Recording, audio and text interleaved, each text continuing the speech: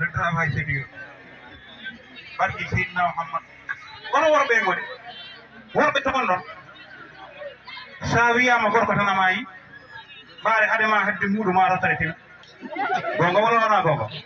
kono rewɓe mbatte hakkille worɓe ɓe rewɓe mbatte hakkille worɓe kono noon mbatte hakkille rewɓe attention on yiyan ɗo débat mo Ramatoulaye ma chéri kanko de ma mbaɗɗanmo poème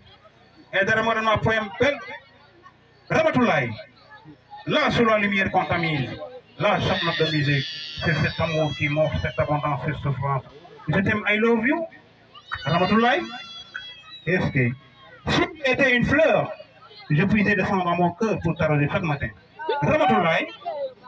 Naam. An ɓuri noddade mboɗi Djiby Sarr. ima tamani ko mbimi ko Min ɓuri nande ko noddata ko. Mi nooraki. poyemo welani Hay dara ma welani mi an Djiby Sarr. Walla mi anda ɗum. an koɗo andi bone ma ka bankoɗo An mi meeɗi bankidde e jungo ma. Ayi an noon a anda hoore ma. Te yonti kadi anda hoore ma nani.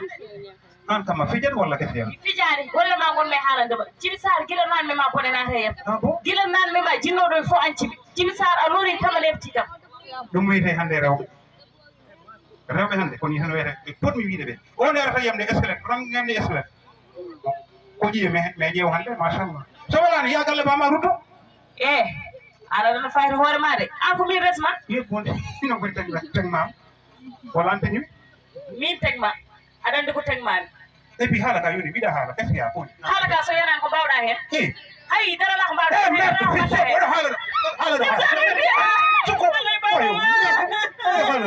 ha on bamma halan yuma waɗa feet foot ɓeɗe hal rewɓe hannde a waɗaɗo ɓe respecté ɗum kay ɓe kuñdeɗe huude dow ma min ko huuda e ɗo noddu yumma noddu bama waɗa feet foot imbécile dans la nous saɗa ñaam banda men ko ɗum woni hannde ko wuura e nder galleji men wona ni de fonno yarude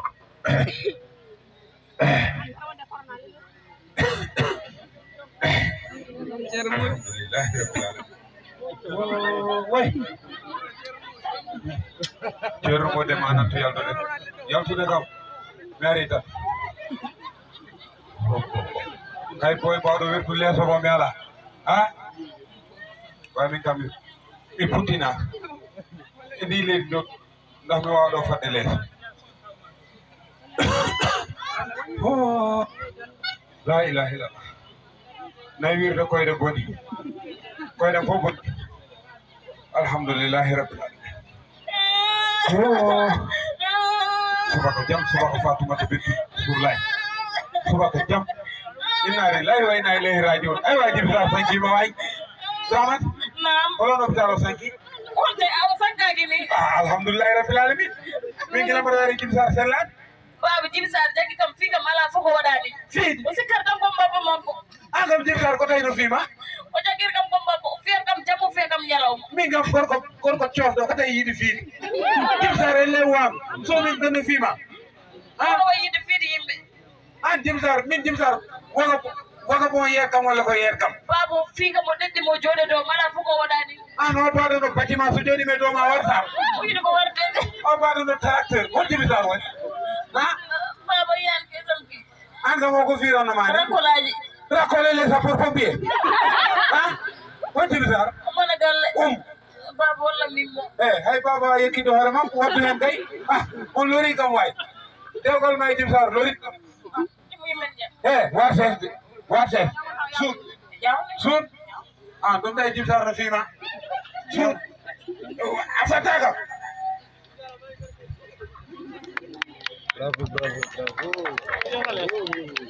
banda men so ɗiɗo mbaddi woto heɗo goto tan mbiya ko noon woori neɗɗo yotte ngam wasa nadde eko anda wona rewɓe tigata kamɓe tan mbawi def mi defi ko safi de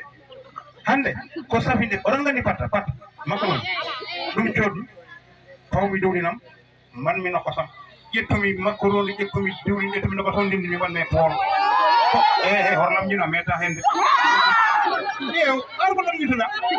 e safi de suut argay ar bravo o Djiby Sarr bravo an wanuɗum morma an Djiby Sarr an debbo piyata an sa joginoma joom kene kidirama hono ñitte ñiiɗema joftoɗa morma sa haalam tan darɗa ɓayani wan guirbina yeeso Djiby Sarr andu hoorema Djiby Sarr Allah soɗima jofɗo anndu hoorema Djiby Sarr an nande kinkon nekita o feyde mi tottumaɗo fi morma an jaasi baba wottuɗoma reta te neɗɗo saɗa naata e garda tammina min calminanmi ko nen way wandu dari walla forage mi salminta ɗum te Djiby Sarr neɗɗo yo anndu hoore makko Djiby Sarr guira mbaɗa rokkuma oɗo garma timmani ha hande Djiby Sarr a jogini kam temen jeeɗi tagi a yoɓani ana fota fiid baba holko kersanmi holko mi yiɗa haalde Djiby Sarr ɗer tam ramata ani yer fat toon paatume makko ar min ɓoɗo jogui min Djiby Sarr ƴeeta kam ko sularagal min ɓurma onde bañ bo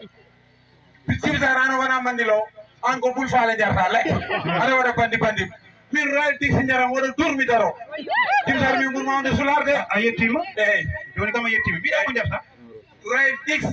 très bien sangara ceerɗo ko très bien eyyi haala ka yettima ko kersannomi natti par ce que mawɗo ko dañi fof kañum hoɓɓe hoore mum morma an gila piiɗa ɓiyam naɗɗagam d' her accord mor o ko ɓiye eyyi wonan hokkimi ɓiye mi rokkani kam cakkiɗon très bien ay o darata yemde eyyiey tara mi tawade makko ko won ɗum ɗo mi yiɗan ɗum hollirta an ko jarata ko c'est vrai an ko hay sako yambaɗo waɗa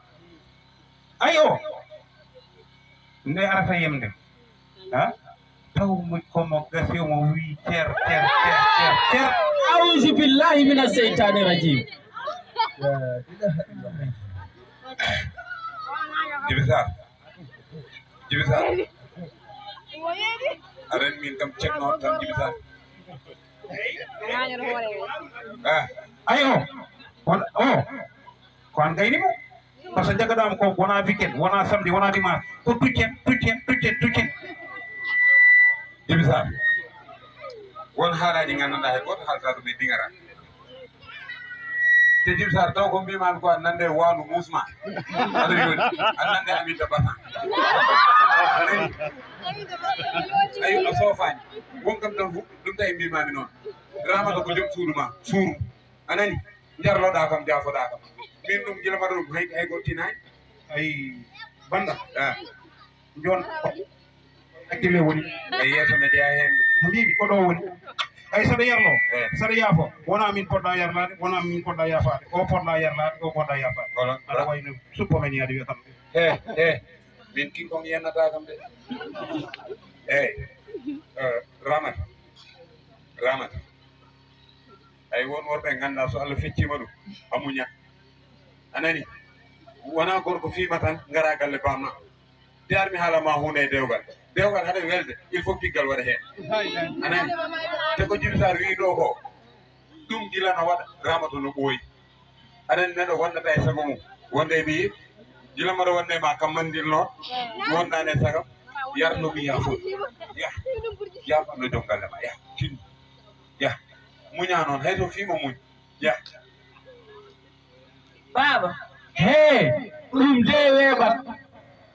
hol fof ko saabi ɗe baɗe bon woni kala e mon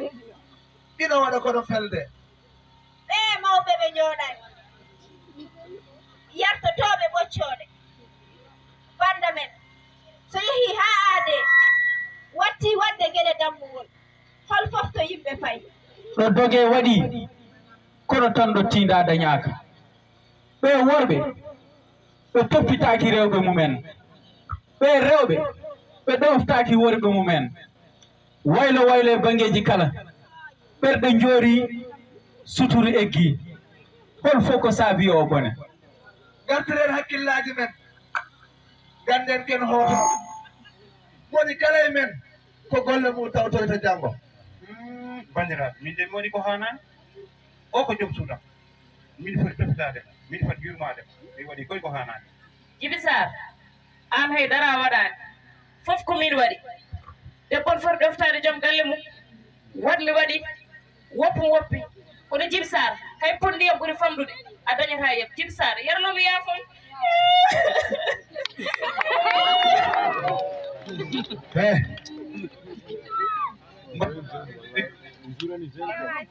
Mbappa pire c'est moi Djibitar a waɗani haydara Ramata a waɗani haydara Mbappa ba kay ko ceerno moɗi onon on kaldata kala jahowo guesa wirti ceerno moɗi a woppi gorko na Djibitar ay